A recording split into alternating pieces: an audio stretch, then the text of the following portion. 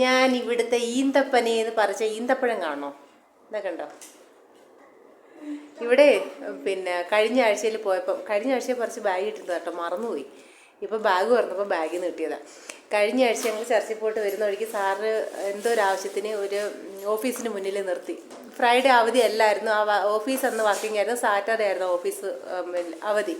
അങ്ങനെ ഫ്രൈഡേയിൽ ആ ഓഫീസിന് മുന്നിൽ നിർത്തിക്കൊണ്ട് ഒരു ഈന്തപ്പന ശരിക്ക് കായ്ച്ച് പഴുത്ത് അവർ കവർ കെട്ടിയിട്ടിരിക്കുന്നു.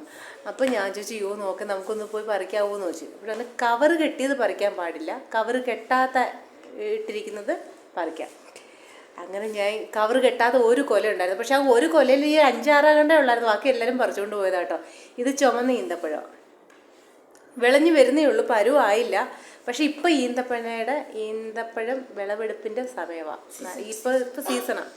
ഇത് അടിപൊളി ടേസ്റ്റാണ്.